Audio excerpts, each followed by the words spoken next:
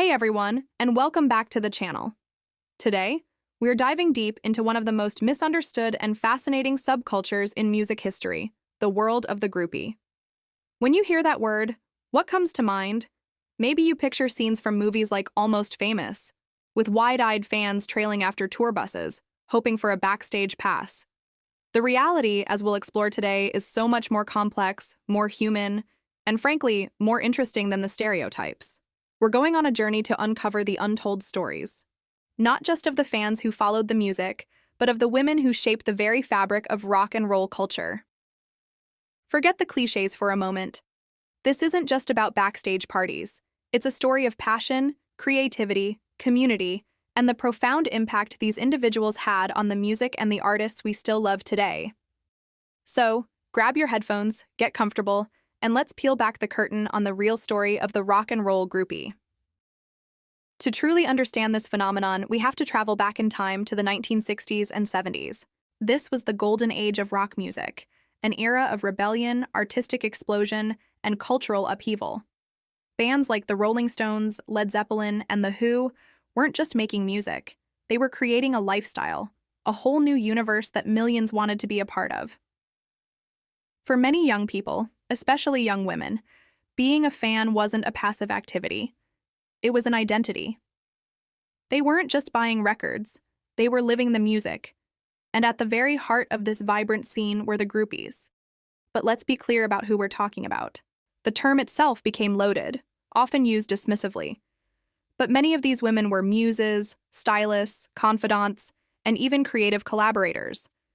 They were the ones who were there, in the recording studios, on the tour buses, and in the hotel rooms where music history was being made. They were the unofficial archivists and the emotional support systems for artists navigating the dizzying heights of fame. One of the most iconic figures from this era is Pamela Des Barres. If you want to understand this world, her story is essential. She wasn't just a fan, she was a documentarian of the scene. Through her famous diaries, which later became the book I'm With the Band, she gave the world an intimate, first-hand look into the Los Angeles music scene. She wrote with honesty and a complete lack of shame about her relationships with rock legends like Jimmy Page and Mick Jagger. But her story is so much more than a list of famous names. It's a tale of a young woman finding her own identity amidst a cultural revolution. She was a creative force in her own right, part of a performance art group called the GTOs, which stood for Girls Together Outrageously. They were mentored by none other than Frank Zappa, who saw their unique artistic spark. Pamela and the GTOs challenged the idea of what a fan could be. They were participants, not just observers. They influenced fashion, they inspired lyrics, and they proved that their love for the music was a powerful, creative force. And she wasn't alone. Consider someone like Sable Starr, who became known as the queen of the groupie scene in the early 70s. She was a fixture at legendary LA clubs like the Whiskey A Go-Go and Rodney Bingenheimer's English Disco. Her unique, glam rock-inspired style, the bright red hair, the platform shoes, the daring outfits, made her an icon of the era. She didn't just follow the trends, she set them. Photographers flocked to capture her look, and her image appeared in rock magazines, defining the aesthetic of the time for a generation of fans. Her story highlights a crucial aspect of this culture. It was deeply intertwined with fashion and self-expression. For many of these young women, their style was a form of armor, a way to stand out and communicate their allegiance to the rock and roll ethos. They were walking works of art, living embodiments of the music's rebellious and glamorous spirit. Their influence can still be seen today in the styles worn by modern artists and fans, a lasting legacy of their fearless creativity. But beyond the glamour and the famous names, there was a powerful sense of community. The groupie scene wasn't just a collection of individuals, it was a tribe. These women formed deep friendships, creating a support network in a world that was often chaotic and unpredictable. They shared information, looked out for one another, and navigated the highs and lows of life on the road together. Think about it. They were often young, far from home, and immersed in an intense adult world. Their friendships were their anchor. This sense of sisterhood is a part of the story that often gets overlooked. They weren't rivals competing for the attention of a rock star. They were allies, united by a shared passion. They created their own families, their own rules, and their own culture within the larger ecosystem of the music industry. This bond was crucial, providing a sense of belonging and stability in a lifestyle that was anything but stable. It's a testament to the fact that, at its core, this was a story about human connection, forged in the fires of rock and roll. Of course, we can't talk about this topic without addressing the darker side. The rock and roll lifestyle was notoriously excessive, and the power dynamics were often incredibly skewed. These were young women, sometimes teenagers, involved with powerful, famous men. The environment was rife with potential for exploitation, and the line between consensual romance and something more troubling could be incredibly blurry. Many stories from this era involve heartbreak, manipulation, and the emotional toll of being treated as disposable. It's crucial to acknowledge this reality without judgment, to understand the context of the time.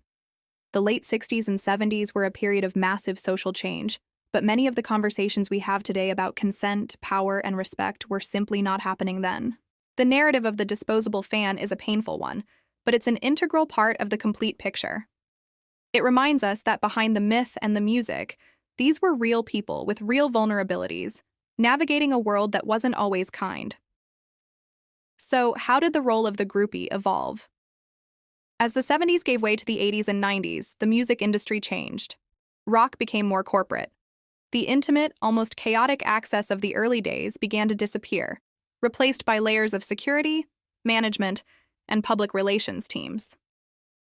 The tour bus became a fortress. Backstage passes became golden tickets, handed out strategically rather than given to familiar faces in the crowd. The rise of MTV also changed the fan-artist relationship, creating a more visual but also more distant connection. The term groupie itself became almost exclusively negative, stripped of its earlier connotations of being a muse or a scene maker. The culture didn't vanish entirely, of course, but it went further underground, adapting to a new, more controlled industry landscape. The free-spirited, communal atmosphere of the Laurel Canyon days was largely a thing of the past, replaced by a more structured and less personal fan experience. Today, in the age of the internet and social media, the entire concept has been transformed.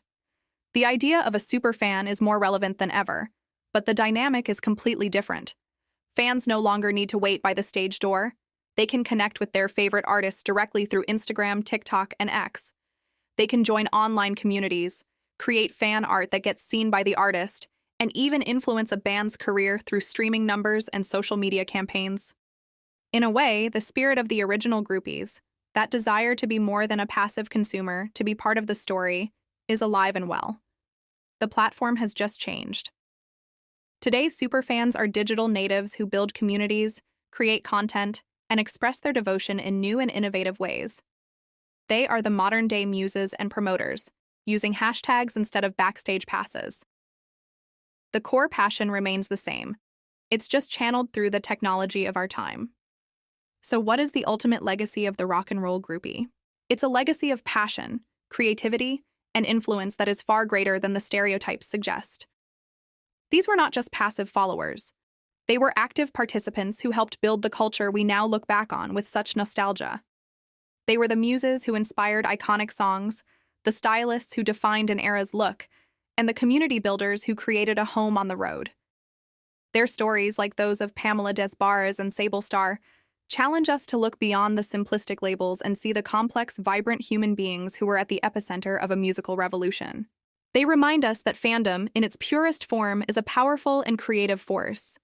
They were there, in the whirlwind, and their presence shaped the sound, the style, and the very soul of rock and roll.